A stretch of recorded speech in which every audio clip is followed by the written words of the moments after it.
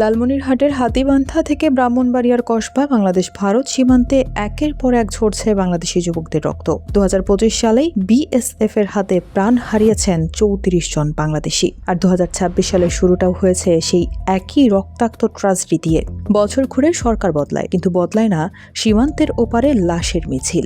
এমনকি এখন দুর্গম সীমান্তে অনুপ্রবেশ ঠেকাতে সাপ আর কুমির ছাড়ার পরিকল্পনাও চলছে। কিন্তু এই অন্তহীন হত্যাকাণ্ড কি আসলেই বন্ধ করা সম্ভব, নাকি আমাদের চিরকাল এই বুলেট আর অবহেলায় সয়ে যেতে হবে? আমরা প্রায়ই শুনি যে সীমান্তে যারা মারা যান তারা চোরা কারবারি বা অনুপ্রবেশকারী, কিন্তু বড় প্রশ্ন হলো, যে কোনো অপরাধের শাস্তি কি সরাসরি বুকে বুলেট? আন্তর্জাতিক আইন অনুযায়ী সীমান্ত পারাপার কোনো মৃত্যুদণ্ডযোগ্য অপরাধ নয়, অথচ দশকের পর দশক ধরে বিএসএফ এর এই বল্গাহীন হিংস্রতার কোনো বিচার হয়নি। এমনকি বহুল আলোচিত ফেলানি খাতুন হত্যার অভিযুক্ত অমিয় ঘোষও ভারতের আদালতে শেষ পর্যন্ত বেকসুর খালাস পেয়ে গেছেন।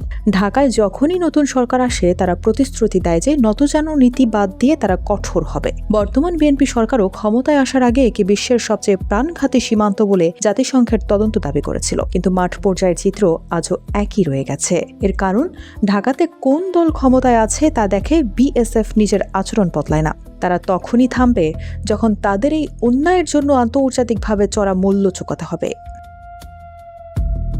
পরিস্থিতি এখন আরও জটিল হয়েছে ওপার বাংলার রাজনৈতিক পট পরিবর্তনের কারণে। পশ্চিমবঙ্গে দীর্ঘ 15 বছরের তৃণমূল শাসনের অবসান ঘটিয়ে বিজেপি ক্ষমতায় এসেছে, আর তাদের নির্বাচনী প্রচারণার মূল হাতিয়ারই ছিল বাংলাদেশি অনুপ্রবেশ এবং জনমিতি পরিবর্তনের জুজু।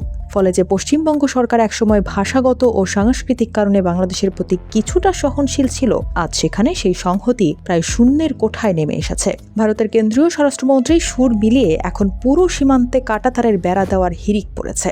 এমনকি নদীর যে অংশগুলোতে বেড়া দেওয়া অসম্ভব, সেখানে সাপ ও কুমির ছাড়ার মতো অদ্ভুত ও অমানবিক পরিকল্পনা করছে বিএসএফ। এর সাথে যুক্ত হয়েছে জোর করে বাংলাদেশে মানুষ ঠেলে দেওয়ার বা পুশ ইনের নতুন হিড়িক। অর্থাৎ সীমান্তের সংকট এখন আর শুধু আইন শৃঙ্খলা রক্ষার বিষয় নয়, এটি ওপার বাংলার একটি বড় রাজনৈতিক এজেন্ডায় পরিণত হয়েছে।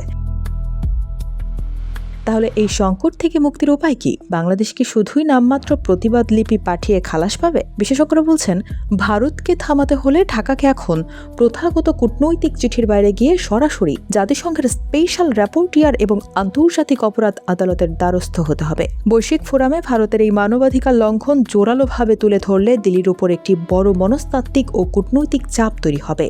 এর পাশাপাশি ঢাকাকে দ্বিপক্ষীয় বৈঠকে কঠোর দাবি তুলতে হবে যেন দুই দেশের সমন্বয়ে একটি স্বাধীন যৌথ তদন্ত কমিশন গঠন করা হয়। প্রতিবার সীমান্তে হত্যার পর বিএসএফ নিজস্ব তদন্তের নামে বিষয়টি ধামাচাপা দেয়। যদি প্রতিটি ঘটনার নিরপেক্ষ তদন্ত রিপোর্ট একটি নির্দিষ্ট সময়ের মধ্যে জনসম্মুখে প্রকাশ করা বাধ্যতামূলক করা যায়, তবে বিএসএফ এর জবাবদিহিতা নিশ্চিত করা সম্ভব হবে।